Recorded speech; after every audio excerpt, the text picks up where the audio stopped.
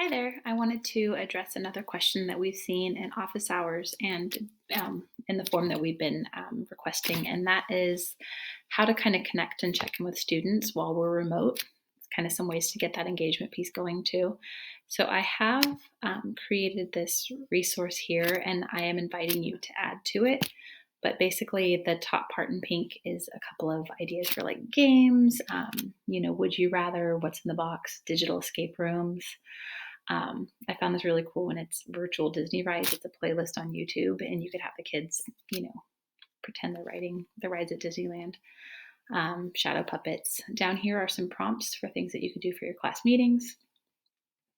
Down here, digital check-ins. So those could be things that you could push out through Schoology or Google Classroom to check in with your students remotely, get that feedback in another way. Just some more questions down here for your class meetings.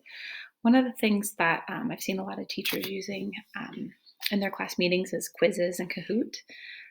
Quizizz, from what I understand, works a little bit better with Zoom and Hangout meetings. But basically, if you go to quizizz.com, you can search for pre-created quizzes or you can create your own. So I picked a text feature one here that we can use. And as you're deciding how you want to play the game, you can put the students in teams, so there's a little bit less pressure on them if it's an academic one, or you can just do classic where every student is in charge of their own. So I'm going to go ahead and host. It'll give me a code for the students to log in, and you can share this in your Google Meet or class meeting. There's my code here, and so I can go ahead and I'm going to type that into my phone. And then you can have your students taking a quiz, and then when you do it as a team, what happens is that the students will, their points will be accumulated together. So that's kind of fun. Your students can put in,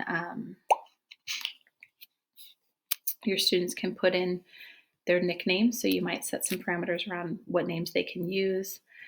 And then you can start your game, and then you can collect data that way. So that's one fun thing that teachers are doing in their class meetings as well. But again, I'll link this resource for you to kind of look over and see what you might try, and also for you to add to it if there are things that you're doing that are really keeping the students engaged and having fun with. So keep the questions coming. Hope you're having a great day. Thanks.